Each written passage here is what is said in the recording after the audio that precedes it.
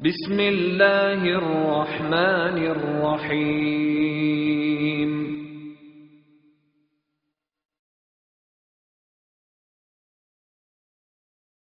مركز العلوم والحكم للدعوة والإرشاد.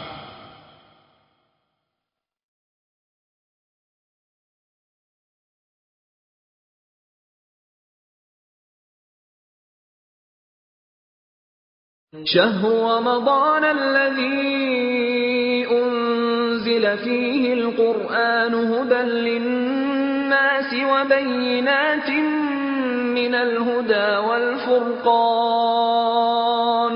فمن شهد منكم الشهر فليصم ومن كان مريضا أو على سفر فعدة من أيام أخر ونؤمن به ونتوكل عليه فنعوذ بالله من شرور أنفسنا ومن سيئات أعمالنا من يهده الله فلا مضل له ومن يضلل فلا هادي له ونشهد أن لا إله إلا الله وحده لا شريك له ونشهد أن محمدا عبده ورسوله أما بعد فقال الله عز وجل شهد الله أنه لا إله إلا هو والملائكة وأولو العلم قائما بالقسط لا إله إلا هو العزيز الحكيم وقال الله عز وجل فاسألوا أهل الذكر إن كنتم لا تعلمون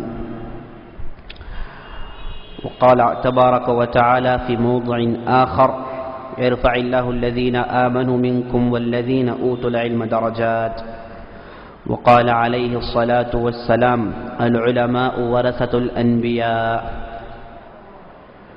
صدق الله ورسوله صلى الله عليه وسلم. عزیز ساتھیوں اور محترم خواتین ملت،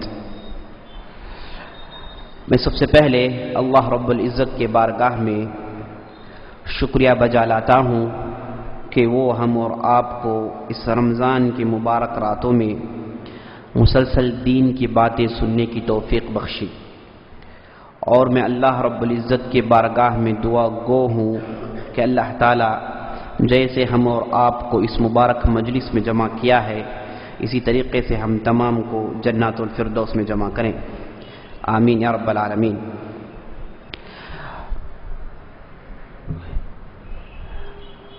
رمضان ایک ایسا مہینہ ہے، اس مہینے میں اللہ رب العزت تمام قسم کے نیکیوں کو بڑا چڑھا دیتا ہے، اور ہر نیکی 70 گنا یا پھر اس سے بھی زیادہ اس کا ثواب ملتا ہے. حدیث میں آتا ہے کہ اگر کوئی آدمی رمضان کی رات میں رمضان میں ایک فریضہ ادا کرے تو گویا کہ وہ 70 فریضہ ادا کرنے کے برابر ہے. ایک فرض نماز پڑھے تو گویا کہ وہ 70 فرض نماز پڑھ رہا ہے. اور یہ بات بھی یاد رکھ لیجئے، سنت اور فرض میں آسمان زمین کا فرق ہے.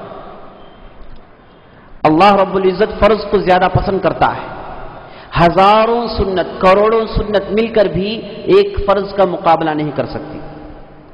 اگر آدمی فرض نماز چھوڑ دے، رات بھر نماز پڑھے، فجر چھوڑ دیا، رات بھر نماز پڑھ رہا ہے، اس کے رات بھر نماز پڑھنے یا پھر اس کے علاوہ کئی راتیں نماز پڑھنے میں صرف کرنا اور ایک فرض نماز جماعت کے ساتھ پڑھنا وہ کئیوں درجے افضل ہے. تو عام طور پر لوگ فرض اور سنت میں یہ سمجھتے ہیں کہ دونوں ایک ہی قسم کی نماز ہے یا پھر فرض کو تھوڑا ایک ایکسٹرا درجہ ہے. نہیں، فرض کا مقابلہ کسی بھی قسم کی سنت کی نماز، نفل نماز، تہجد، تراویح نہیں کر سکتی مقابلہ. تو اللہ تعالیٰ رمضان کے اس مہینے میں اگر آدمی ایک فریضہ ادا کرے تو اسے 70 فریضے کا ثواب دیتے ہیں. اگر رمضان کے مہینے میں اگر کوئی آدمی ایک صدقہ کرے، اللہ تعالیٰ اسے بڑھ چڑھا کے 70 سے بھی زیادہ اس کا ثواب دیتے ہیں.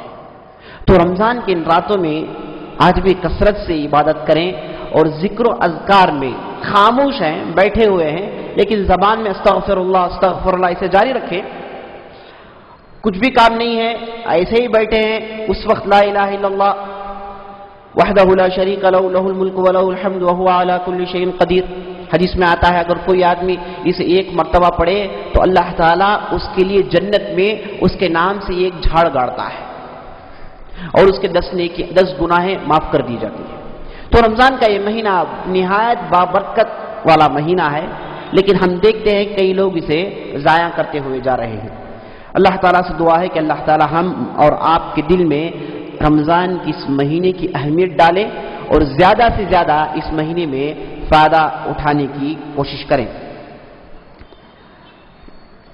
ٹھیک ہے، ہم لوگ اللہ تعالیٰ کے فضل و کرم سے گزشتہ کے 2 مجلسوں میں 2 اماموں کی زندگی سنی. پہلے مجلس میں ہم نے امام ابو حنیفہ رحمہ اللہ کے تعلق سے سنا اور دوسری مجلس میں امام مالک کے تعلق سے ہم نے سنا. آج ہم امام شافعی کے تعلق سے سنیں گے انشاءاللہ. ہم دیکھتے ہیں ہمارے معاشرے میں لوگ اپنے اندر فرق کرتے ہوئے کہتے ہیں کہ میں حنفی ہوں تو شافعی ہے. تمل بولنے والے پورے شافعی ہیں، جی فلاں لوگ پورے شافعی ہیں. یہ شافعی کون ہے، ان کی حقیقت کیا ہے، یہ کون سا مذہب ہے، یہ سب انشاءاللہ آج ہم اس مجلس میں دیکھنے والے ہیں. امام شافعی 150 ہجری میں پیدا ہوئے.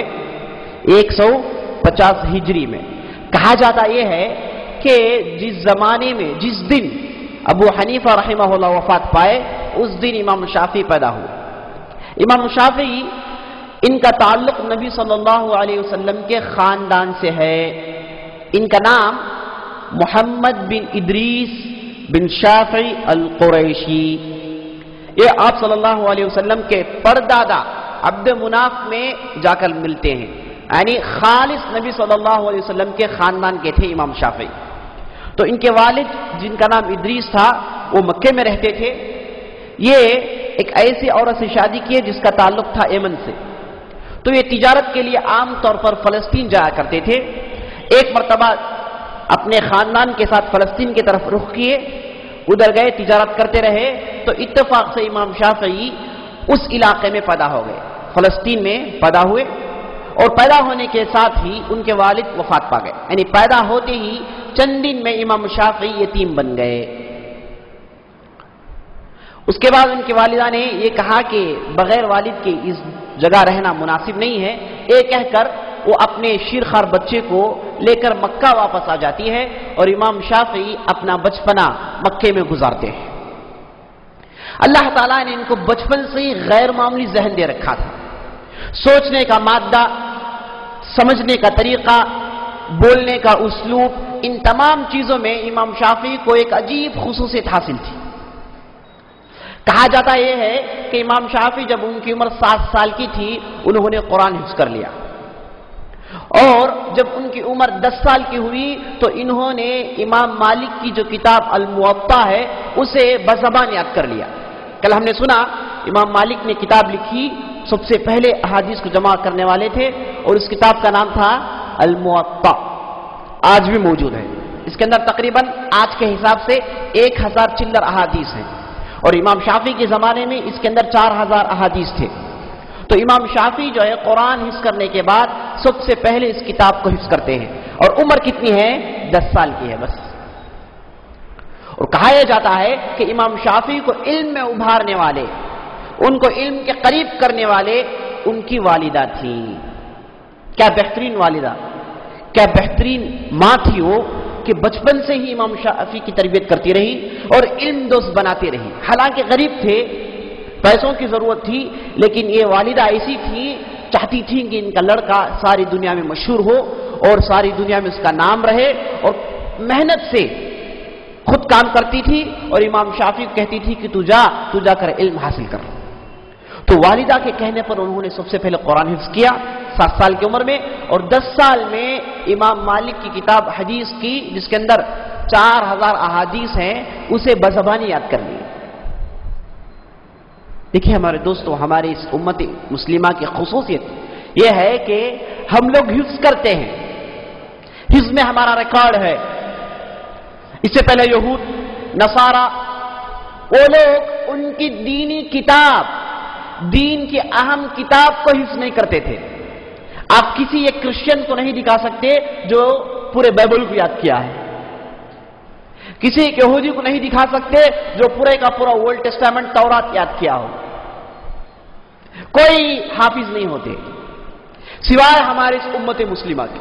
امت مسلمہ کی خصوصیت یہ ہے کہ اللہ تعالیٰ نے جو وعدہ کیا تھا قرآن میں، اِنَّا نَحْنُ نَزَّلْنَا الذِّكْرَ وَإِنَّا لَهُ لَحَافِظُونَ، بلا شبہ ہم نے ہی ذکر کو نازل کیا، اس قرآن کو نازل کیا، بلا شبہ ہم ہی اس کی حفاظت کرنے والے ہیں. جو بیڑا اللہ تعالیٰ نے اٹھایا بخوبی ادا کیا. کیسے ادا ہوا؟ اللہ تعالیٰ نے اس کتاب کو بچوں کے دل میں نقش کر دیا. آج دنیا میں آپ اٹھا کر دیکھیں گے تو کتنے حفاظ ہیں. اگر پورے کفار ملے یہ پروگرام بنائے کہ زمین سے اس قرآن کو مٹا دیا جائے اور دنیا کے پورے نسخے مٹا دیے گئے، ہر نسخہ جلا دیا گیا، صرف 5 منٹ کافی ہے، زیادہ نہیں، صرف 5 منٹ کافی ہے کہ پورے کا پورا قرآن واپس کر دے سکتے ہیں. ایسے ایسے حفاظ ہیں.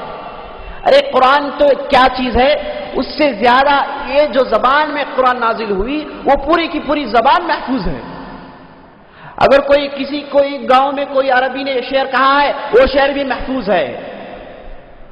قرآن تو قرآن، نبی صلی اللہ علیہ وسلم کے احادیث پورے کے پورا محفوظ ہیں. ایسے ایسے علماء پیدا ہوئے جو اللہ کے رسول صلی اللہ علیہ وسلم کے لاکھوں احادیث ان کو یاد تھے. ایک بہت بڑے امام تھے، ان کا نام تھا الدارقطنی، سنے ہوں گے نام، بہت بڑے امام. یہ کہتے ہیں ان جھوٹ بولنے والوں کو دیکھ کر جو نبی صلی اللہ علیہ وسلم کے اوپر احادیث گھڑتے تھے، ان کو دیکھ کر کہتے ہیں کہ اے لوگوں، تم چاہو جتنا بھی احادیث گھڑنا چاہو گھڑ لو، خدا کی قسم جب تک میں زندہ ہوں ایک حدیث بھی تم لوگ گھڑ نہیں سکتے، کیونکہ جتنے بھی احادیث ہیں چاہے وہ جھوٹے ہوں صحیح ہوں سب مجھے یاد ہے، کوئی نیا ایکسٹرا ایڈیشن نہیں کر سکتے تم جب تک میں زندہ ہوں. ایسے اوپن چیلنج دینے والے تھے. تو اللہ تعالیٰ نے اس دین کو ایسے محفوظ کیا کہ پورے کا پورا ایسے ہی یاد کر لیے. قرآن دل میں محفوظ ہے، احادیث دل میں محفوظ ہے، بڑے بڑے کتابیں، بڑے بڑے جلدیں، والیومز کو یاد کیے ہیں. تو بہرحال امام شافعی نے اپنی شروع کی زندگی میں سب سے پہلے قرآن حفظ کیا، اس کے بعد امام مالک کی اس موطا کی کتاب حفظ کیا. اس کے بعد 10 سال کے بعد باقاعدہ علم حاصل کرنا شروع کرتے ہیں. سب سے پہلے ان کے استاد تھے جن کا نام تھا سفیان بن عیینہ. ان کے مجلس میں جاتے تھے اور ڈھیر سارے احادیث سنتے تھے اور اسے لکھتے تھے. اب جب امام شافعی مکے کے بڑے بڑے علماء سے فائدہ اٹھا لیے، علم حاصل کر لیے، ان کی خواہش یہ آئی کہ یہ سفر کر کر مدینہ جائیں اور مدینے میں امام مالک کے پاس علم حاصل کریں. میرے دوستو یہ بھی یاد رکھ لیجئے، ہمارے علماء نے دین کی حفاظت کے لیے ایسے ایسے سفریں کیے ہیں آپ تصور بھی نہیں کر سکتے. ڈھیر سارے علماء سفر میں وفات پا گئے. کہا جاتا ہے کہ کئی ایسے علماء گزرے ہیں جو سفر میں دھوپ کی تپش برداشت کرنے کے بغیر وہیں پر وفات پا گئے. ایک ایک احادیث کے لیے لاکھوں ہزاروں میل کا سفر کرتے تھے صرف ایک حدیث سننے کے لیے. تو امام شافعی نے چاہا کہ مدینہ جائیں اور مدینے میں امام مالک کا جو درس ہے، جو حلقات ہیں، اس میں حاضر ہوں اور امام مالک سے علم حاصل کریں. اب مسئلہ یہ ہے کہ امام مالک چھوٹے بچوں کو نہیں لیتے. اب امام شافعی کی عمر 10 سال کی ہے، چھوٹے بچوں کو اپنے حلقے میں نہیں لیتے. تو امام شافعی کی والدہ نے کیا کہا، وہ امام شافعی کو لے کر مکے کے والی کے پاس جاتی ہے، مکے کے گورنر کے پاس جا کر کہتی ہیں کہ میرا لڑکا ہے، اس کی خواہش یہ ہے کہ مدینہ جائیں اور امام مالک کے پاس علم حاصل کریں، اور یہ قرآن کا حافظ ہے اور احادیث کی کتابیں اسے یاد ہیں. تو مکے کا گورنر ان کو ٹیسٹ کرتا ہے، بہت خوش ہوتا ہے، کہتا ہے کہ بچہ تو غیر معمولی بچہ ہے، ایسے بچے کو چاہیے کہ بڑے بڑے علماء کے پاس علم حاصل کریں. مکے کا گورنر جو ہے مدینے کے گورنر کو لیٹر لکھتا ہے، ریکمنڈیشن. یہ کہتا ہے کہ یہ فلاں لڑکا آئے گا، اسے آپ امام مالک کے پاس پہنچا دیں اور امام مالک سے کہنا کہ مکے کا گورنر اس شخص کے تعلق سے آپ کے پاس ریکمنڈ کرتا ہے. تو امام شافعی وہ خط لے کر مدینہ جاتے ہیں. ان کے ساتھ ان کی والدہ ہیں، دیکھیے کیسی بہترین والدہ ہیں. ساتھ ان کی والدہ ہیں، دونوں سفر کر کے مدینہ پہنچتے ہیں اور مدینے کے گورنر سے ملاقات کرتے ہیں. مدینہ گورنر کے پاس یہ خط دیا جاتا ہے، وہ خط لے کر پڑھتا ہے، پڑھ کر کہتا ہے امام مالک کے قریب تک ہم جا نہیں سکتے. مطلب اتنا روب تھا کہ امام مالک کے پاس جو ہے ہم لوگ بات کرنے کی حیثیت نہیں رکھتے. کون کہہ رہا ہے؟ مدینے کا گورنر کہہ رہا ہے. اور امام مالک کا اتنا روب تھا ان لوگوں پر کہ کوئی ان سے بات کرنے سے ڈرتا تھا. اور گورنر یہ کہنے لگا کہ میں نہیں سمجھتا کہ امام مالک ہماری بات مانیں گے، بہتر ہے کہ آپ ڈائریکٹ جاؤ بات کر لو. امام شافعی بولے کہ نہیں ضرور اس بات کی ہے کہ آپ ان سے بات کریں. گورنر بولنے لگا کہ میں امام مالک سے بات نہیں کر سکتا، وہ ہمارے پاس آتے ہی نہیں. امام شافعی اصرار کرنے لگے تو آخرکار گورنر نے کہنے لگا کہ میں تمہارے لیے ساتھ چلتا ہوں، دیکھتا ہوں کہ کچھ ہوتا ہے. تو گورنر اپنے ساتھ امام شافعی کو لے کر امام مالک کے گھر میں پہنچتے ہیں. گھر میں دستک دیا جاتا ہے. دروازہ کھولتے ہیں تو ایک لونڈی نکل کر آتی ہے. پوچھتے ہیں کہ کیا ماجرا ہے؟ امام شافعی کہتے ہیں کہ کہیے کہ مدینے کا گورنر آیا ہے امام مالک سے ملنے کے لیے. اندر جاتی ہے عورت، جا کر واپس آ کر کہتی ہے کہ امام مالک گورنروں سے نہیں ملتے، اگر ملاقات کرنا ہے تو فلاں وقت مسجد کا درس کا وقت ہے، اس میں آ جانے کو کہیے.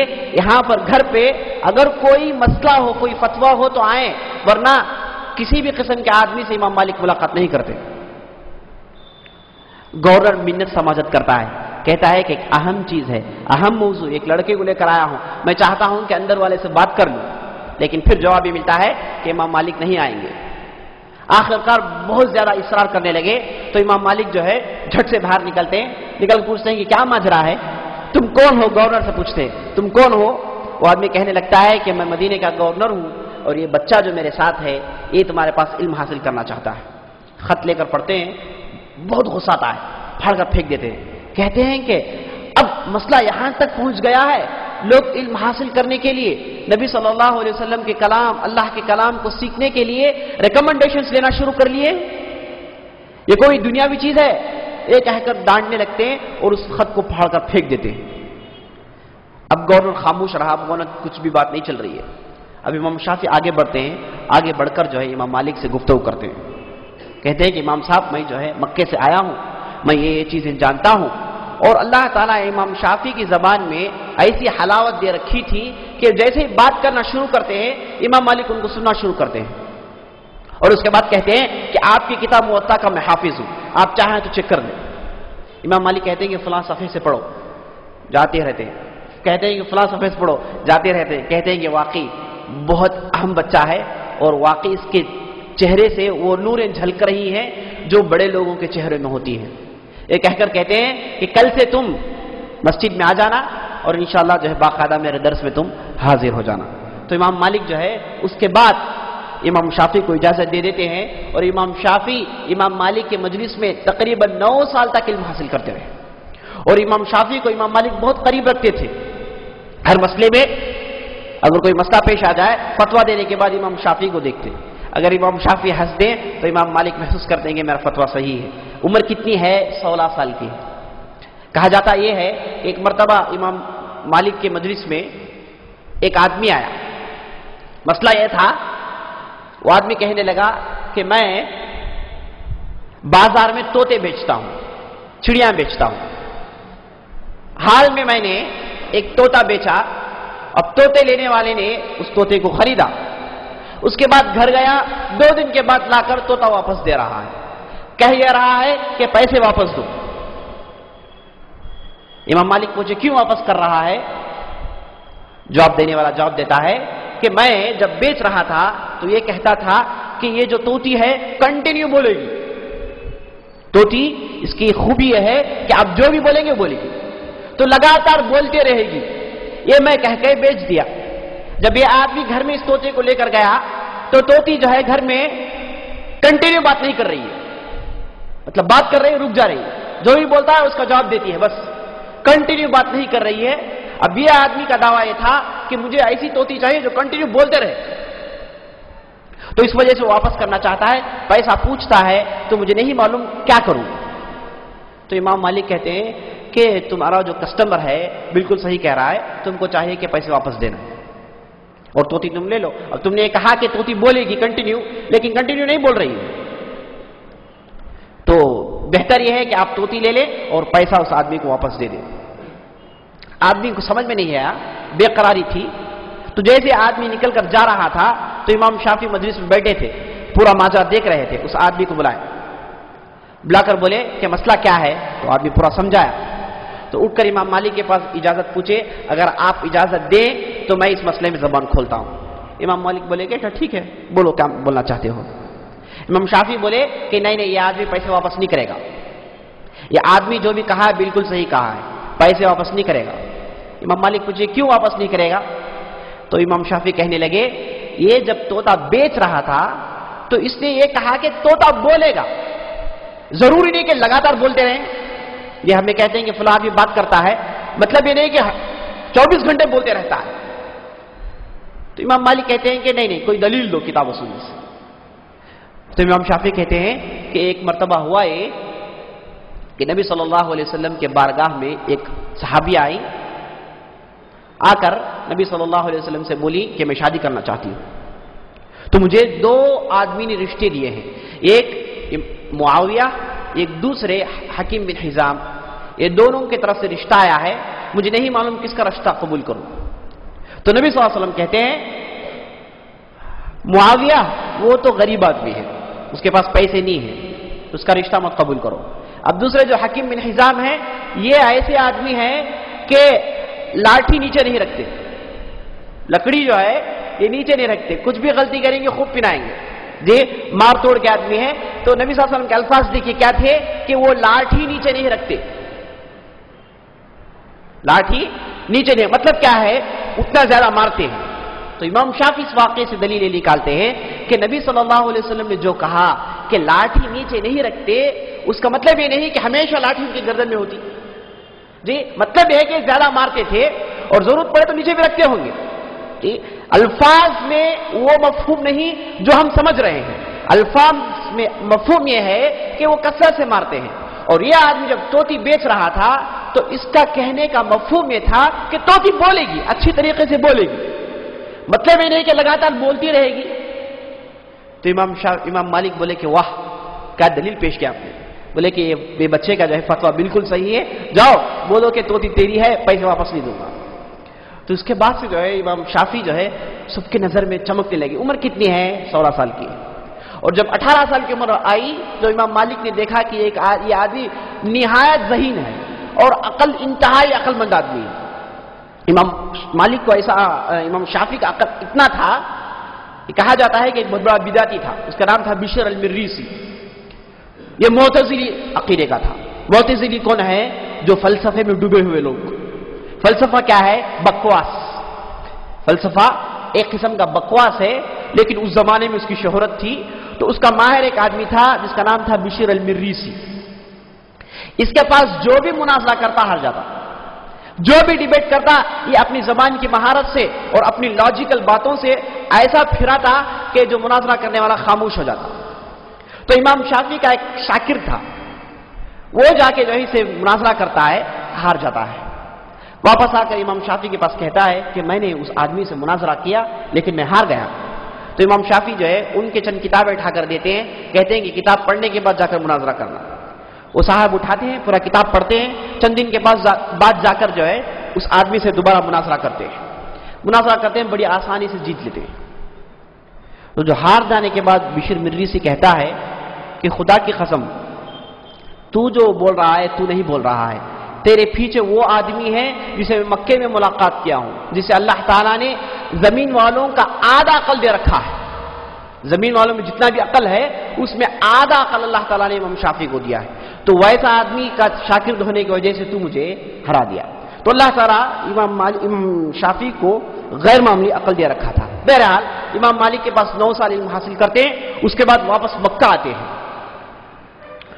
مکہ جو ان کی بستی تھی، مکہ میں آنے کے بعد ان کے دل میں اللہ تعالیٰ نے زبان کی محبت ڈال دی، عربی زبان، شعر و شاعری، غیر معمولی شاعر تھے۔ کہا جاتا ہے کہ ان کو 12,000 اشعار یاد ہیں، اور بھی کس کے؟ قبیلہ حذیل ایک قبیلہ ہے، ان لوگوں کی زبان بڑی اچھی ہوتی ہے، ان کے ایک شاعر کے 12,000 اشعار کے حافظ تھے امام شافعی۔ کہتے ہیں لولا الشعر بالعلماء یزری لکنت اليوم اشار من لبیدی، اگر علماء کو شعر کہنا زیبا دیتا تو آج میں لبی سے بہت بڑا شاعر ہوتا، مطلب میں شاعری نہیں کہنا چاہتا تو ویسا شاعر نہیں بنا میں۔ کہا جاتا ہے کہ مکہ آئے، مکے میں آ کر قبیلے حذیل میں چلے گئے، تقریباً 10 سال تک ان لوگوں کے ساتھ رہے اور ان کی پوری زبان سیکھے اور غیر معمولی زبان میں مہارت تھی۔ ان کے ایک شاگرد ہیں، ان کا نام ہے یونس بن عبد العالی، وہ کہتے ہیں کہ میں نے کبھی بھی امام شافعی کو بات کرتے وقت عربی زبان میں غلطی کرتے ہوئے نہیں دیکھا، ایک غلطی بھی نہیں۔ تقریباً ان کے ساتھ میں 40 سال رہا، لیکن کبھی بھی انہوں نے ایک لفظ میں بھی غلطی نہیں کی۔ تو اللہ تعالیٰ نے ان کو جو ہے زبان میں ایسی مہارت دے رکھی تھی۔ اس کے بعد مکے میں رہے اور ان کی شہرت جو ہے ساری دنیا میں پھیلنے لگی اور ساری دنیا سے لوگ ان کے پاس علم حاصل کرنے کے لیے آتے تھے۔ اور یہاں تک امام احمد بن حنبل کہتے ہیں اللہ تعالیٰ نے اس امت کو 2 لوگوں کے ذریعے سے مدد کی، اور اللہ تعالیٰ کی سنت یہ ہے کہ ہر صدی میں ایک ایسے آدمی کو بھیجتے ہیں جو اللہ کے رسول صلی اللہ علیہ وسلم کی احادیث کی حفاظت کرتا ہے۔ تو میری نظر میں، کون احمد بن حنبل کہتے ہیں، میری نظر میں عمر بن عبدالعزیز پہلے صدی کے ہیں اور دوسرے صدی میں اللہ تعالیٰ نے احادیث کی حفاظت امام شافعی کے ذریعے سے کی۔ اور کہا یہ جاتا ہے کہ احمد بن حنبل امام شافعی سے بہت فائدہ اٹھائے، اور امام شافعی یہ 105 ہجری میں بغداد جاتے ہیں۔ جب ان کی عمر 40 پر 5 سال کی تھی تو بغداد کا سفر کرتے ہیں۔ بغداد میں جا کے امام ابو حنیفہ کے شاگرد جن کا نام تھا محمد بن حسن الشیبانی، ان کی شاگردگی اختیار کرتے ہیں اور ان کے ساتھ ڈھیر سارے مناظرے کرتے ہیں، مسائل میں ڈھیر سارے مناظرے۔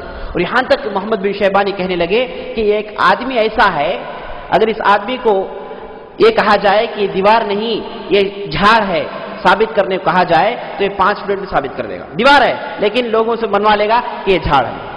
تو اللہ تعالیٰ نے ان کو جو ہے ایسی مہارت دے رکھی تھی مناظرے میں۔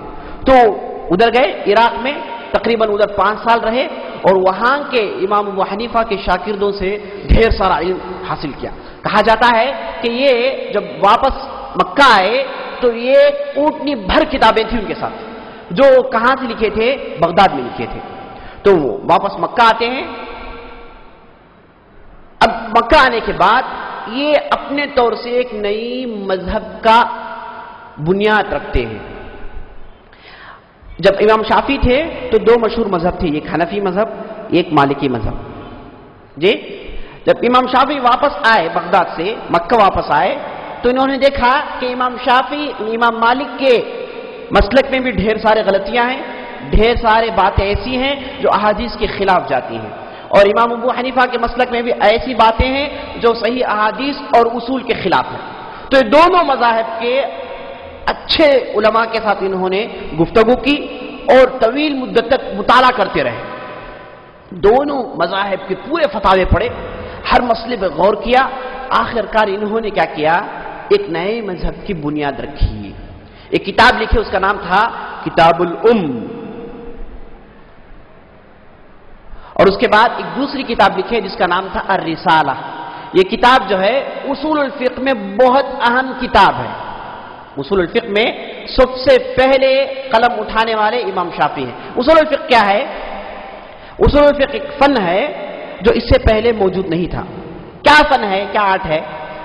آرٹ یہ ہے کہ مثال کے طور پر نبی صلی اللہ علیہ وسلم کا حکم ہے، نبی صلی اللہ علیہ وسلم کہتے ہیں کہ کرو،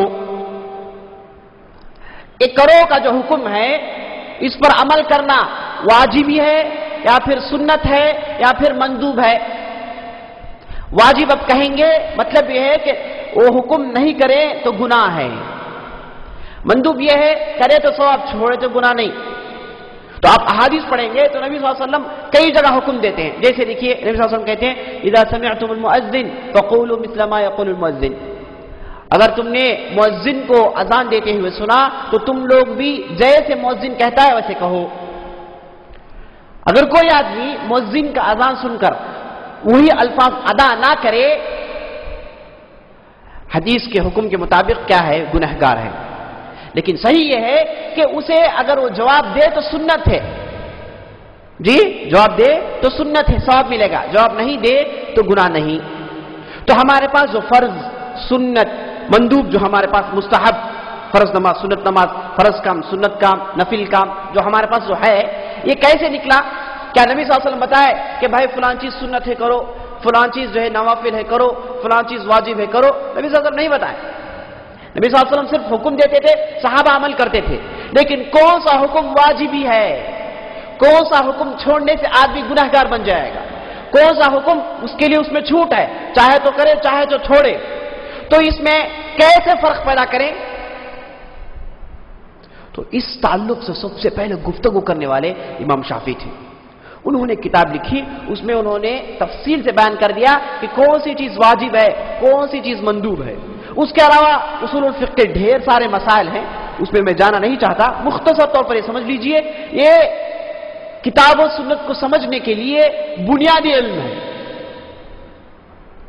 کتاب و سنت کو سمجھنے کے لیے آدمی کے پاس اصول الفقہ کا علم ہونا چاہیے، اگر اس کے پاس اصول الفقہ کا علم نہیں ہے تو کتاب و سنت کو صحیح سمجھ نہیں سکتا۔ تو یہ اہم چیز پر سب سے پہلے قلم اٹھانے والے امام شافعی تھے۔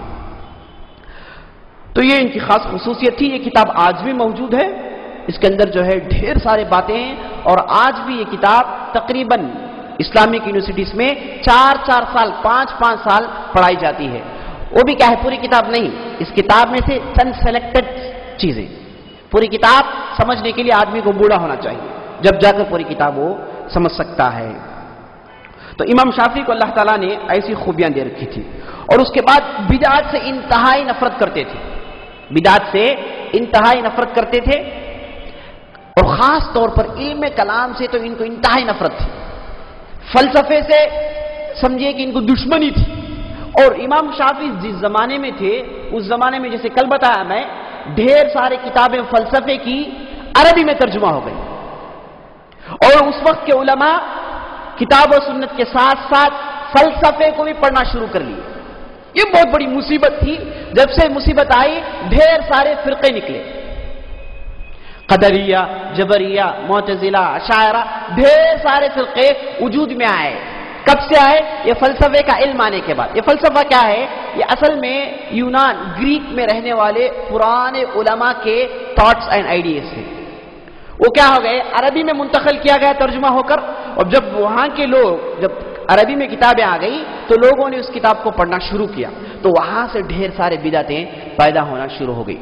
تو امام شافعی کو اس فن سے انتہائی نفرت تھی، اور یہ کہتے تھے کہ علم کلام سیکھنے والے اور سکھانے والے کو چاہیے کہ اسے گدے میں بٹھایا جائے اور اسے چپڑوں سے مارا جائے۔ انتہائی نفرت کرتے تھے۔ ایک آدمی آیا، ان کا شاگرد، جس کا نام مزنی تھا۔ یہ آدمی جو ہے ایک مدت تک فلسفہ پڑھا۔ فلسفہ کیا ہے؟ آپ کو صرف شک میں ڈالے گا، ہر چیز شک کی نظر سے، جو بھی چیز آپ سامنے آئی آپ شک کی نظر سے دیکھیں گے۔ ایک گلاس ہے، نہیں گلاس ہو سکتا ہے، نہیں بھی سکتا۔ یہ فلسفہ جو ہے، فلسفی ایسا ہی سبجیکٹ، ہر چیز میں شک، اور خاص طور پر اللہ کے تعلق سے، عقیدے کے تعلق سے آدمی کو شک پر شک ڈال کے اسے گمراہ کر دیتی ہے۔ ڈھیر ساری عقل کی باتیں ہوں گی، لیکن آخرکار انتہا شک میں ہوگا۔ تو ان کا ایک شاگرد آیا، وہ اچھا خاص آدمی تھا، لیکن جب سے یہ فن پڑھنا شروع کیا ہر چیز میں اسے شک آنے لگا، اور وسوسہ یہ پیدا ہونے لگا، اللہ ہے یا نہیں ہے، خدا ہے یا نہیں ہے، دین پر چلنا جائز ہے، ضروری ہے یا نہیں ضروری ہے، ایسے وسوسے اس کے دل میں آنے لگے۔ تو امام شافعی کے پاس آیا، اگر بولا کہ امام صاحب آپ سے میں کھل کر گفتگو کرنا چاہتا ہوں۔ امام شافعی بولے ٹھیک ہے چلو کریں گے۔ تو سب سے پہلے وہ آدمی کہنے لگا کہ امام صاحب میں جب سے علم فلسفہ پڑھا ہوں میرے دل میں عجیب و غریب باتیں آتی ہیں، عجیب و غریب وسوسے آتے ہیں۔ تو امام شافعی بولے رک جاؤ، بولے یہ جو علم تم نے پڑھا ہے کیا یہ اللہ تعالیٰ کی کتاب میں ہے، قرآن میں ہے؟ وہ آدمی بولا نہیں ہے۔ کیا یہ چیزیں حدیث میں ہیں؟ وہ آدمی نے کہا نہیں ہے۔ کیا یہ چیزیں صحابہ جانتے تھے؟ وہ آدمی نے کہا نہیں ہے۔ اس کے بعد امام شافعی کہتے ہیں کہ آسمان میں کتنے تارے ہیں؟ وہ آدمی کہنے لگا نہیں معلوم کتنے تارے ہیں، ڈھیر سارے تارے ہیں۔ تو امام شافعی کہتے ہیں جو چیز تمہارے سامنے ہے اسے تم گن نہیں سکتے، وہ تمہاری طاقت کے ماورا ہے، تو تم اللہ تمہارے سے چھپا ہوا ہے اس کے پوری حقیقتوں کیسے جان سکتے ہو؟ اس اس کے بعد کہتے ہیں دل کا اطمینان، دل کا سکون اللہ تعالیٰ کی اس کتاب و سنت میں ہے. اس میں جو بھی باتیں ہیں اس پر مانو، اس پر یقین رکھو. سمجھ میں نہیں آئے تب بھی مانو. آپ کا فلسفہ، آپ کا سائنس اس کے خلاف جائے تو اسے اٹھا کر پھینکو. اللہ تعالیٰ کی اس کتاب اور سنت کو مانو. اس میں تمہارے لیے اطمینان ہے، سکون ہے. اگر تم اپنے ذہن کے مطابق اپنے عقل کو لڑاتے ہوئے نئے نئے ٹیکنالوجیز پر گھس جاؤ گے تو برباد ہو جاؤ گے. امام شافعی کی نصیحت آج بھی فکس ہوتی ہے. آج کے اس دور میں ہم کئی نوجوان کو دیکھتے ہیں پریشان ہیں، چند باتیں دین کی سنتے ہیں اور اس کے بعد جا کر ایسی کتابیں پڑھتے ہیں، خاص طور پر سائنس جو نئی ٹیکنالوجیز ہے اسے پڑھتے ہیں، لا کر کمپیئر کرتے ہیں. ایک صاحب میرے پاس آئے، آ کر بولے آپ کہتے ہیں کہ اللہ تعالیٰ 7 آسمان بنایا ہے، 7 زمین بنایا ہے، لیکن آج کی جو نئی سائنس ہے وہ 7 نہیں صرف 5 آسمانوں کے تعلق سے گفتگو کرتی ہے. میں پوچھا کون سے 5 آسمان؟ وہ بولا کہ اسٹریٹوسفیئر، آئنوسفیئر، فلان سپیئر، اس کے اوپر یہ 5 سپیئر ہیں بس. اب قرآن میں 7 آسمان کیسے ہے؟ اب نئی ٹیکنالوجی کہتی ہے صرف 5 سپیئر ہے اور پورے سپیئر ایٹماسفیئر میں ہے. جی یہ کیسے ہو گیا؟ میں بولا کہ بھائی آپ کی سپیئرز، ایٹماسفیئر، آئنوسفیئر جو بھی ہے اسے کنارے رکھیے کہ اللہ تعالیٰ کی کتاب ہے، اس میں شک نہیں ہے. آپ کی سائنس آج کہے گی، کل ترقی کرنے کے بعد کہے گی کہ نہیں یہ ایک سپیئر پہلے چھوڑ گیا، اب ایک ایڈ کر لو. اس کے بعد کہے گی کہ ایک سپیئر جو ہے ہم نے ایکسٹرا بول دیا، اسے کم کر لو. پہلے کیا کہتے تھے سائنسدان؟ کہتے تھے کہ دنیا کا سب سے پرانا آدمی 10,000 سال کا ہے بس، مطلب انسان دنیا میں 10,000 سال سے ہیں. اب نئی ٹیکنالوجی نیا ایک ایجاد کیے ہیں، وہ یہ ہے کہ نہیں فلاں بستی میں ایسے آدمی کی ہڈیاں ملی ہیں جو 20 لاکھ سال پرانا ہے. ایک زمانے میں کہتے تھے پلیٹو ایک پلانٹ ہے، سنے ہوں گے 9 پلانٹ سے اس میں پلیٹو ایک پلانٹ ہے. لیکن آج کہتے ہیں پیرس میں بہت بڑا کانفرنس ہوا، کانفرنس میں ڈیسائیڈ کیا کہ پلیٹو پلانٹ نہیں ہے، وہ ایک جو ہے پتھر ہے جو پھر رہا ہے. تو یہ سائنس بدلتی رہتی ہے، بدلتی رہے گی، اور اس کے خاصیت میں چیز ہے کہ بدلے، کیونکہ انسان کا علم ہے، وہ جتنا بھی ترقی کرے گا، جتنا بھی سوچے گا، اتنے معلومات اسے حاصل ہوں گی. لیکن کتاب و سنت اللہ تعالیٰ کی طرف سے نازل کردہ چیز ہے، اس میں تبدیلی ہو نہیں سکتی. اس میں جو بھی چیزیں ہیں یہ ہمارے لیے کافی ہے. میں پوچھتا ہوں کیا سائنس کا علم جاننا آخرت میں ہمارے لیے بچاؤ کا سہارا ہے؟ سائنس ٹیکنالوجی کی ضرورت کیا ہے؟ ٹیکنالوجی کی ضرورت اس وجہ سے ہے کہ آپ اس دنیا میں سکون سے گزاریں. ٹیکنالوجی کے ذریعے سے کیا کیا چیزیں انوینٹ کرتے ہیں. ایک زمانے میں خط لکھتے تھے جو کیا ہے 30 دن کے بعد 50 دن کے بعد پہنچتا تھا. اب کیا ہے صرف فون، 2 منٹ میں بات کر لیں. تو ٹیکنالوجی کی ضرورت، اس کی اہمیت اس وجہ سے ہے کہ آپ کے روزمرہ کے مسائل کو آسان کرے، یہی ٹیکنالوجی ہے. اس وجہ سے ٹیکنالوجی کی ضرورت ہے. دنیا میں تمہارے مسائل، تمہارے تکلیفوں کو کم کرنے کے لیے ٹیکنالوجی ہے. سمجھے آپ؟ یہ ٹیکنالوجی اس کے تعلق سے اللہ تعالیٰ گفتگو کرتا نہیں ہے، نبی صلی اللہ علیہ وسلم گفتگو کرتے ہیں. نبی صلی اللہ علیہ وسلم اور اللہ آپ کو مرنے کے بعد کی زندگی کے تعلق سے کیسے فلاح پائیں. ٹیکنالوجی آپ کو یہ نہیں بتاتی کہ آپ کو کیوں پیدا کیا گیا. نئی جدید اکتشافات یہ آپ کو نہیں سمجھاتے کہ آپ کو پیدا کرنے کا مقصد کیا ہے. بہت بڑا عقل مند ہے، کہتے ہیں کہ ہم بندر سے پیدا ہوئے. بہت بڑا عقل مند ہے، کہتے ہیں کہ انسان جو ہے بندر سے پیدا ہوا ہے اور فخر محسوس کرتے ہیں وی آر فرام ایپ. جی بعض انٹرویو میں دیکھیے کہتے ہیں کہ وی آر ایپ ایکچولی. جی یہ ہنسنے کی بات ہے، اپنے آپ کو بندر کہہ رہا ہے. انسان کی زندگی کا پرپس، کیوں انسان زندگی میں آیا، یہ خود نہیں جانتے. ٹیکنالوجی کی بڑی بڑی باتیں کر رہے ہیں.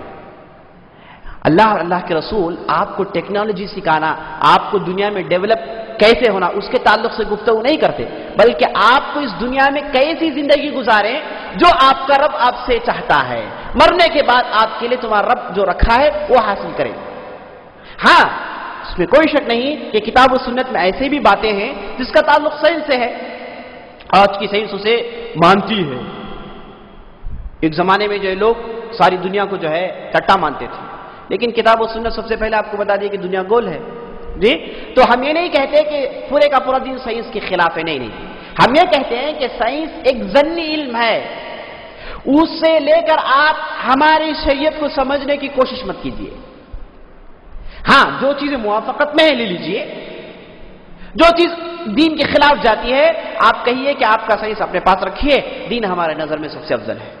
تو امام شافعی کی نصیحت ان کے اس خاص شاکر کے لیے، اس کے بعد وہ شاکر جس کا نام مزنی تھا وہ امام شافعی کا خاص شاکر بن گیا، آخری زمانے تک امام شافعی کے ساتھ رہا.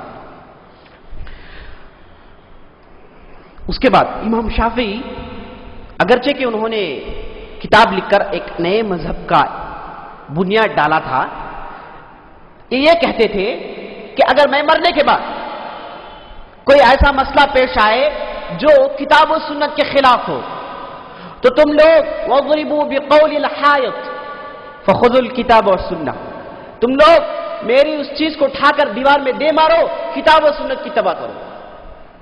اذا صح الحدیث فهو مذہبی، اگر کوئی حدیث صحیح ہو جائے وہ میرا مذہب ہے، میں اس مذہب کی اتباع کرتا ہوں. تو نبی امام شافعی جو ہے مرتے دم تک یہ کہتے رہے، لوگوں تم لوگ ابو حنیفہ کی یا پھر امام مالک کی یا پھر میری تقلید مت کرو، ہم لوگ علماء ہیں، ہم لوگ ان مسائل کا حل دیے ہیں جو ڈائریکٹ کتاب و سنت میں نہیں ملتا، ہمارا کام ادھر ختم ہو گیا. اب تم بھی جانتے ہو، تمہارا بھی عقل ہے، تم بھی علم حاصل کرو، صحیح چیز کو لے لو، غلط چیز کو چھوڑ دو. جی بعض لوگ عام طور پر مذاہب اربعہ کے تعلق سے، چار ائمہ کے تعلق سے کنفیوژن میں رہتے ہیں. کیسے بھائی یہ بھی محدثین ہیں، یہ بھی احادیث پر کام کیے، لیکن کئی فتوے حدیث و قرآن کے خلاف جاتے ہیں.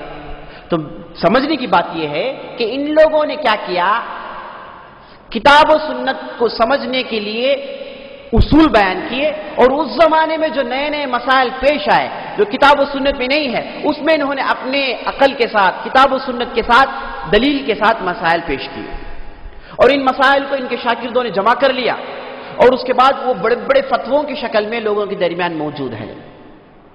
بس اتنا ہی. اور کوئی بھی جو ہے امام یہ نہیں کہتا کہ آپ میری تقلید کریں، اندھی تقلید کریں، میری بات مانیں، نہیں. دیکھیے امام شافعی کہتے ہیں اذا صح الحدیث فهو مذہبی، اگر کوئی حدیث صحیح ہو جائے وہی میرا مذہب ہے. اور اس کے بعد ایک جگہ کہتے ہیں ای سماء تظلنی وای ارض تقلنی اذا رویت عن رسول اللہ صلی اللہ علیہ وسلم حدیثا فلم اقل به، کون سا آسمان مجھے جگہ دے گا، کون سی زمین کے اوپر میں رہ سکتا ہوں اگر اللہ کے رسول صلی اللہ علیہ وسلم کی روایت آئے اور میں اس کے مخالف میں فتویٰ دوں؟ ایسا ہرگز نہیں ہوتا. تو کتاب و سنت کے غیر معمولی متبع تھے. ان کے پاس جو ہے ایک آدمی آیا، آ کر بولا امام شافعی سب سے پاورفل دلیل کون سی ہے، سب سے پاورفل دلیل کون سی ہے؟ امام شافعی بولے قرآن. اچھا اس کے بعد سنت. اچھا اس کے بعد امام شافعی بولے اجماع. اجماع اس چیز کو کہتے ہیں جس میں صحابہ اتفاق کر لیے. صحابہ جو تھے اگر وہ کوئی مسئلے میں اتفاق کر لیے، اگر وہ مسئلہ کتاب و سنت میں نہ ہو، اسے کہتے ہیں اجماع. جی جیسے ابو بکر کے دور میں، عمر کے دور میں، عثمان کے دور میں، حضرت علی کے دور میں ڈھیر سارے مسائل پیش آئے. مثال کے طور پر حضرت عمر کے دور میں کیا ہوا، اگر کوئی شادی شدہ آدمی، اگر کوئی نوجوان زنا کرے تو 100 کوڑے مارے جاتے تھے، اور اس کے بعد اسے نبی صلی اللہ علیہ وسلم کے زمانے میں بستی سے نکال دیا جاتا تھا، بستی سے باہر کر دیا جاتا تھا. لیکن حضرت عمر آئے، بولے کہ بستی کون سے بستی سے باہر نکالیں گے، ہر جگہ تو اسلامی ملک ہے. تو انہوں نے کیا کیا، جیل قائم کیا، پریزنز بنائے، لوگوں کو جیل میں ڈالے. تو ایک کام کیا ہے، پورے صحابہ اتفاق کی. تو جیل بنانا اسلام میں جائز ہے نہیں جائز ہے؟ جائز ہے، کیونکہ پورے صحابہ اتفاق کے ساتھ کیے. اس کی مخالفت کرنا جیسے کتاب و سنت کی مخالفت ہے. تو اجماع نمبر 3 پر آتا ہے. یہ بہت پاورفل دلیل ہے، یہ لمبی بحث ہے، اس میں جانا نہیں چاہتا. تو آدمی بولنے لگا اچھا اجماع، اس کے لیے دلیل دو. وہ آدمی بولنے لگا اس کے لیے کتاب و سنت میں مانتا ہوں، لیکن آپ نے جو کہا کہ اجماع تیسری پاورفل دلیل ہے، اس کے لیے آپ دلیل دیجیے. امام شافعی بہت دیر تک سوچتے رہے.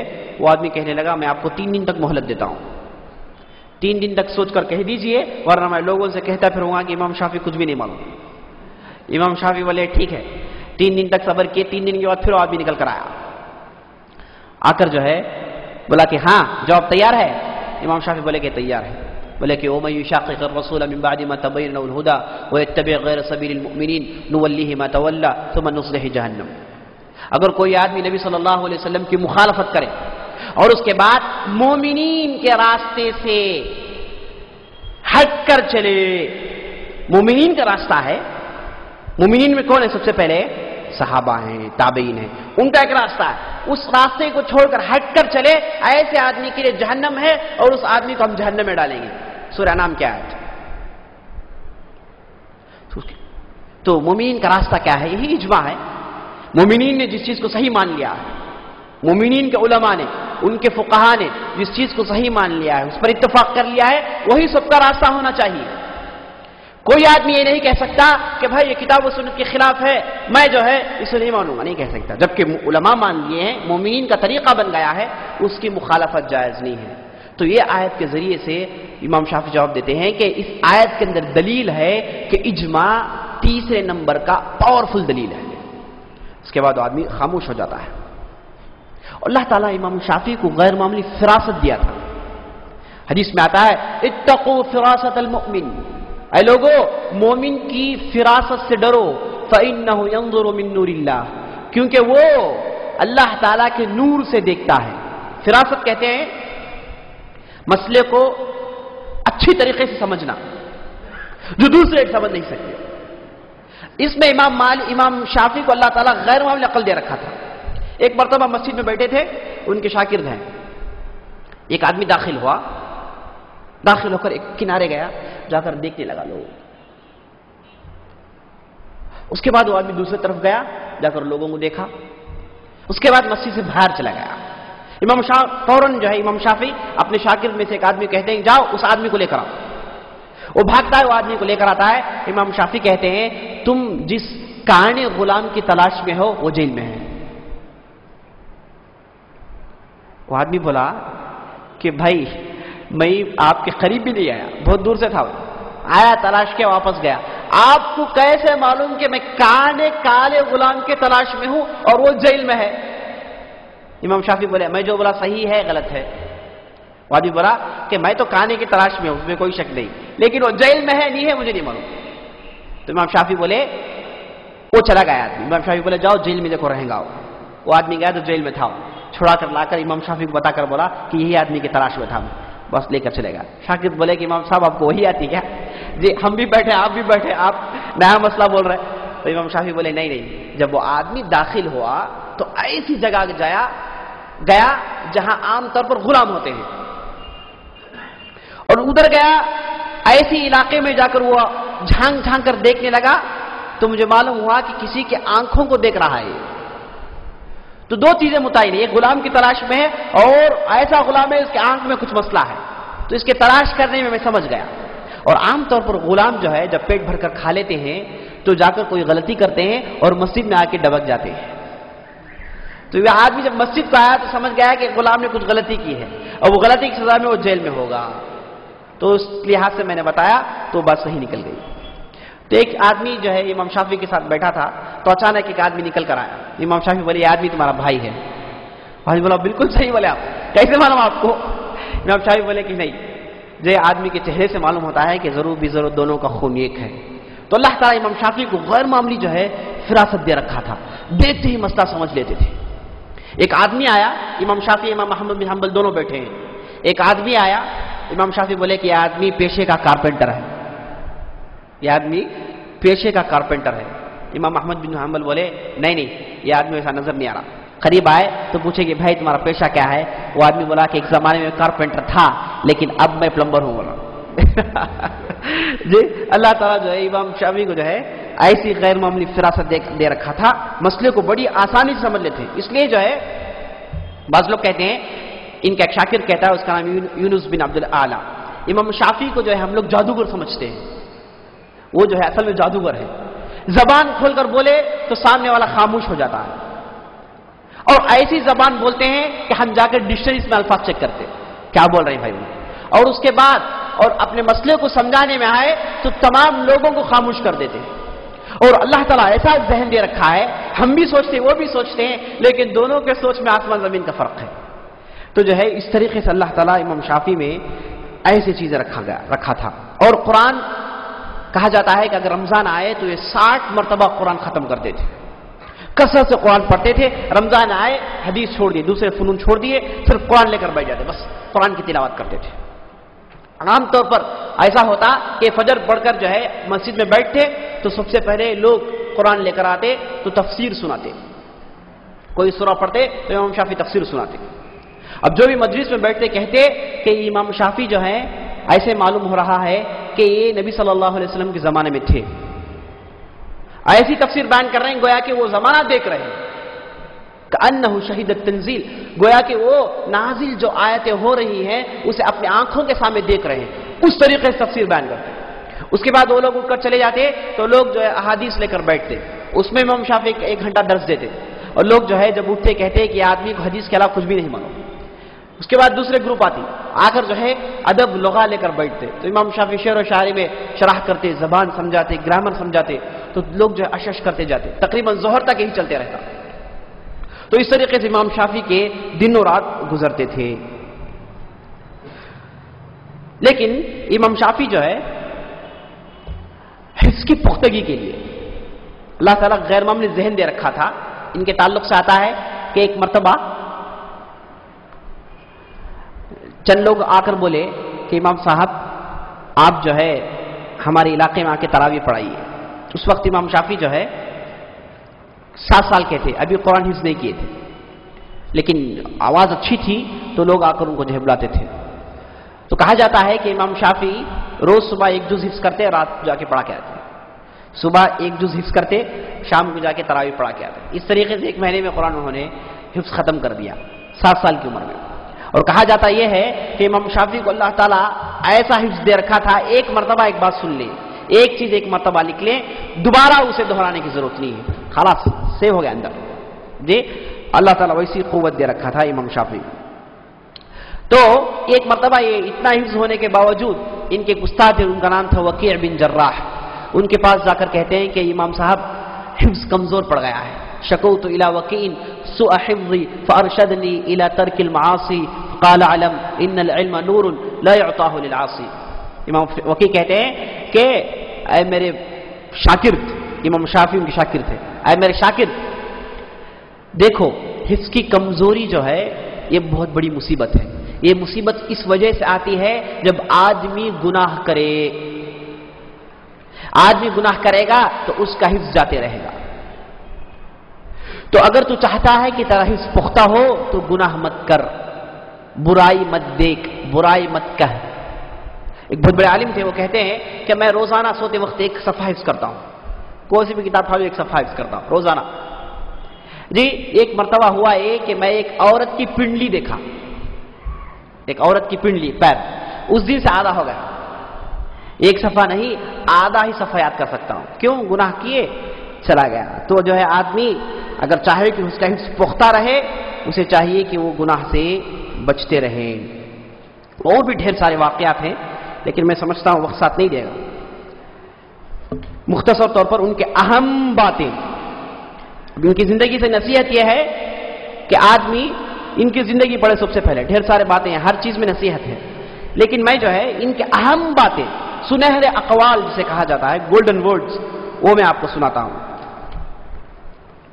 یہ کہتے ہیں، اہم بات دیکھیے، من نم لک نم علیک، اگر کوئی آدمی تجھے سپورٹ کر کے چغولی کرے، مطلب تیری اچھائی چغولی سے، غیبت سے پھیلائے، جان لے کہ یہ آدمی ضرور تیرے خلاف ایک دن غیبت کرے گا۔ آج تیرے سپورٹ میں ہے لیکن کل ضرور تیرے خلاف یہ جو ہے غیبت کرے گا۔ ان کے پاس نوجوان تھے لیکن عام طور پر ہاتھ میں لاٹھی ہوتی، لاٹھی ٹھیک کر چلتے۔ لوگ پوچھتے کہ بھائی لاٹھی کس کی، آپ تو نوجوان ہیں۔ امام شافعی کہتے ہیں کہ لاٹھی ہے تو دل میں یہ احساس ہوتا ہے کہ میں مسافر ہوں، دل میں یہ احساس ہوتا ہے کہ میں دنیا میں مسافر ہوں، ایک نہ ایک دن دنیا کو چھوڑنا ہے، اس لیے میں اپنے ساتھ لاٹھی رکھتا ہوں۔ اور اس کے بعد جو ہے کہتے ہیں کہ قال الخیر فی خمسہ غنى النفس کف الاذى کسب الحلال والتقوى والثقة بالله. 5 چیز ہیں اس میں پورے خیرات ہیں. سب سے پہلے چیز غنى النفس، آدمی کسی کا محتاج نہ رہے، کسی کا محتاج نہ رہے، کسی پر ڈیپینڈنٹ نہ رہے، خوددار ہو. دوسری چیز کف الاذى، کسی کو نقصان نہ دے، یہ دوسرا خیر. تیسرا خیر حلال رزق تلاش کرنا. چوتھا خیر تقوی. 5واں خیر اللہ پر بھروسہ. یہ 5 خیر ہیں، اگر اس میں آدمی عمل کر لے تو وہ فلاح پالے گا. ایک دوسری جگہ کہتے ہیں التواضع من اخلاق الکرام من شیم الیام، التواضع یورث المحبہ والقناعۃ تورث الراحہ. کہتے ہیں کہ عاجزی انکساری یہ سب سے بہترین اخلاق ہے. اخلاق میں سب سے بہترین اخلاق کیا ہے؟ آدمی کے اندر عاجزی ہو، انکساری ہو، تکبری نہ ہو. آدمی چاہے جتنا بھی بڑا آدمی ہے، اگر اس کے اندر تکبری ہے تو یہ آدمی بدتر آدمی ہے. اس کے بعد کہتے ہیں عاجزی انکساری لوگوں کے دلوں میں تمہاری محبت پیدا کرتی ہے. واہ، صحیح بات ہے. آدمی کے اندر عاجزی انکساری ہو، لوگ اسے چاہتے ہیں، اسے محبت کرتے ہیں. اس کے بعد کہتے ہیں القناعۃ تورث الراحہ، آدمی جو بھی اس کے پاس ہے اس پر وہ قانع ہے، وہ اس کے لیے کافی سمجھتا ہے، تو ایسا آدمی ہمیشہ سکون سے رہے گا. اگر آپ چاہتے ہیں کہ ہمیشہ سکون سے رہیں، آپ کی کمائی، آپ کا گھر بار، یہ آپ کے لیے کافی ہے. یہ سوچیں آپ. ابھی زیادہ ہونا، 4-5 فلیٹا ہونا، 5 چیزوں بس نہیں. ابھی 10-15 ہونا، ابھی زیادہ کرنا، یہ آدمی سوچے تو یہ آدمی کو راحت نہیں ملے گا، آدمی ہمیشہ پریشان رہے گا. کہا جاتا ہے کہ امام احمد بن حنبل رحمہ اللہ سے ملنے کے لیے بغداد گئے. عام طور پر راتوں میں طویل مدت تک عبادت کرتے تھے، کثرت سے نماز پڑھتے تھے. یہ واقعہ سنا کر اپنی بات ختم کرتا ہوں. امام احمد بن حنبل سے ملاقات کرنے کے لیے بغداد جاتے ہیں. امام احمد بن حنبل ان کا استقبال کرتے ہیں، ان کو لا کر ایک کمرے میں رکھتے ہیں، وضو کا لوٹا رکھتے ہیں اور اس کے بعد کھانے کا انتظام کر کے چلے جاتے ہیں. امام احمد بن حنبل کی ایک بیٹی تھی جو اسی کمرے کے بازو میں رہتی تھی. وہ دیکھنے لگی کہ امام شافعی کی شہرت میں نے بہت سنا ہے، دیکھیں گے آج رات امام شافعی کیا کرتے ہیں، کیا عبادت کرتے ہیں. وہ جو ہے بہت دیر تک دیکھتی رہی. امام شافعی کا کمرہ ہے، اس کے بعد امام احمد بن حنبل کا کمرہ ہے، جن کے تعلق سے آپ انشاءاللہ کل سنیں گے. دونوں جو ہے آس پاس کے کمرے میں ہیں، لیکن امام احمد بن حنبل کا کمرہ ہمیشہ منور ہے. انہوں نے بتی گل نہیں کیا. مطلب یہ ہے کہ قرآن کی تلاوت کی آواز آ رہی ہے، رات پر قرآن پڑھ رہے ہیں، نماز پڑھ رہے ہیں. امام شافعی کا کمرہ کیا ہے؟ اندھیرا ہے، کچھ بھی آواز نہیں آ رہا. جب صبح ہوئی تو لڑکی جا کر امام احمد بن حنبل سے بولی کہ ابا جان، آپ بولے کتنے بڑے آدمی ہیں لیکن رات پر سولے تھے جی، تہجد نہیں پڑھے. مطلب یہ ہے کہ عام طور پر لوگ تہجد پڑھتے ہیں، تہجد نہیں پڑھنے والے عیب سمجھتے تھے. تو اتنے بڑے شیخ اور تہجد نہیں پڑھے. تو امام احمد بن حنبل کچھ بھی نہیں بولے. امام شافعی سے جو ہے دوسرا دن ملاقات ہوئی تو بات چیت ہوئی. تو امام شافعی بولے، امام محمد بن حنبل بولے آپ نے وضو کا پانی استعمال نہیں کیا ہے، ایسے ہی پانی رکھا ہوا ہے. جو پانی میں رکھا تھا وضو کے لیے لوٹا ایسا ہی ہے، پانی خالی نہیں ہوا. کیوں نہیں ہوا؟ تو امام شافعی بولے کہ میں اصل سویا ہی نہیں، سوؤں تو نہ وضو ٹوٹے گا، سویا ہی نہیں، میں ایسے جگ رہا تھا. کیوں جگتے رہے؟ تو بولے کہ فلاں مسئلے میں سوچتا رہا تو تقریباً اس مسئلے سے میں نے 60 مسائل نکالے، رات بھر یہی کرتا رہا، فجر کی اذان ہوگی جی، رات ایسی گزری ان کی. اللہ المستعان. اور ڈھیر سارے واقعات ہیں اور اس کے اہم چیزوں میں، اہم باتوں میں ان کے، ہاں یہ اہم بات ہے. کہتے ہیں من تعلم القرآن عظمت قیمتہ ومن تکلم فی الفقہ نما قدرہ. اگر کوئی آدمی قرآن سیکھے تو اس کی قیمت لوگوں کے اندر بڑھ جاتی ہے. نصیحتیں دیکھیے، زبردست نصیحت. ومن تکلم فی الفقہ، اگر کوئی آدمی فقہ احکامات سیکھے، نما قدرہ، اس کے سوچنے کا مادہ پختہ ہو جاتا ہے. ومن کتب الحدیث قویت حجتہ، اگر کوئی آدمی حدیث کا علم حاصل کرے اس کے پاس پختی دلیل ہوتی ہے. حدیث یاد کرنا یہ کیا ہے؟ پختی دلیل کے اپنے پاس رکھنے کے برابر ہے. ومن نظر فی اللغہ رق طبعہ، اگر کوئی آدمی زبان پڑھے، ادب پڑھے تو اس کی طبیعت کے اندر سلیقہ پیدا ہوتا ہے. ومن نظر فی الحساب جزل رأیہ، اگر کوئی آدمی حساب پڑھے مطلب میکس پڑھے تو آدمی کے اندر سچائی پیدا ہوتی ہے. سبحان اللہ. میکس پڑھے تو آدمی کے اندر سچائی پیدا ہوتی ہے اور جب بھی رائے دے گا پرفیکٹ رائے دے گا. حساب کے اندر جو ہے وہ چیز موجود ہے. وَمَن لَّمْ يَصُنْ نَفْسُهُ لَمْ يَنفَعْهُ عِلْمُهُ. اگر کوئی آدمی اپنے نفس کی حفاظت نہیں کرتا، اسے چاہے وہ دنیا کا سارا علم حاصل کرے خود بھی فائدہ نہیں دے گا. بہترین بات ہے، بہترین بات. ایسی بات ہے کہ سونے میں لکھا جائے وَمَن لَّمْ يَصُنْ نَفْسَهُ لَمْ يَنفَعْهُ عِلْمُهُ. اگر کوئی آدمی اپنے نفس پر کنٹرول پیدا نہیں کیا، نفس میں کنٹرول پیدا کرنا، اس کے لیے علم کی ضرورت نہیں ہے، اس کے لیے صبر کی ضرورت ہے. معمولی بھی آدمی ہے لیکن نفس پہ کنٹرول پیدا کر لیا، نفس کو قابو کر لیا، یہ آدمی کیا ہے، ہمیشہ خوش رہے گا، گناہ نہیں ہوگا اس سے. لیکن اگر آدمی چاہے دنیا کا علم حاصل کرے، نفس میں کنٹرول نہیں ہے، نفس کو جو ہے ایسے ہی چھوڑ دیا ہے، ایسے آدمی کو اس کا علم فائدہ نہیں پہنچائے گا. آخری نصیحت یہ ہے، یہ کہتے ہیں کہ زندگی میں راحت چاہیے تو 4 کام کرو: الصداقۃ والدیانۃ والصیانۃ والرزانہ. زندگی میں یہ 4 چیز کرو تو ہمیشہ سکون کی زندگی رہے گی. سب سے پہلی چیز کیا ہے؟ سچائی، صداقہ. ہر مسئلے میں سچائی رہو، اور خاص طور پر اللہ کے ساتھ سچے رہو. اللہ کو تو دھوکہ نہیں دیا جا سکتا، لیکن اللہ کے ساتھ سچ رہو. اپنے ضمیر، اپنے آپ کے ساتھ تم سچ رہو. دوسری چیز دیانہ، دینداری، دین پر عمل، نمازوں کی پابندی، روزے کی پابندی. جی غیبت سے بچائے، اپنے زبان کو حفاظت میں رکھے، دینداری. چوتھی چیز سیانہ، مطلب اپنے نفس پر کنٹرول، نفس کو اپنے ماتحت رکھنا. چوتھی چیز سنجیدگی، زیادہ بک بک نہیں کہنا، خاموش رہنا. یہ 4 چیزیں ایسی ہیں اس پر آدمی عمل کر لے تو وہ فلاح پالے گا، دنیا میں بھی اور آخرت میں بھی. امام شافعی کیسے وفات پائے؟ یہ حفظ کی پختگی کے لیے، حفظ پختے ہونے کے لیے ایک قسم کا جو ہے ایک پھل کھاتے تھے جس میں گرمی زیادہ ہوتی تھی، جسے لبان کہتے تھے اس زمانے میں. اسے کثرت سے کھاتے تھے تاکہ حفظ پختہ ہو جائے. ابھی 12,000 اشعار ہیں، پورا قرآن پر حدیث یاد ہے، وہی بس نہیں، اور چاہتے ہیں. جی علم ایسی چیز ہے کہ آدمی اس میں جو ہے سیری محسوس نہیں کرتا، ہمیشہ زیادہ چاہتا ہے. تو وہ کھاتے تھے تو گرمی زیادہ ہونے کی وجہ سے یہ بواسیر کے شکار میں پڑ گئے، یعنی ان کو پائلز تھا. کہا یہ جاتا ہے کہ جب بھی گھوڑے میں بیٹھتے تو گھوڑے سے خون نکلتا، مطلب گھوڑے کی پیٹھ سے خون بہتے رہتا، اتنا خون ان کے جو ہے مطلب پیٹ سے نکلتا تھا. اور کبھی کبھار جو ہے درس دینے کے لیے بیٹھتے تو موٹی قالین لاتے اور اس کے نیچے کھوٹڑا رکھتے اور اس کھوٹڑے کے اوپر بیٹھ جاتے تھے. گھنٹے درس دینے کے بعد دیکھتے کہ کھوٹڑا خون سے بھر جاتا تھا.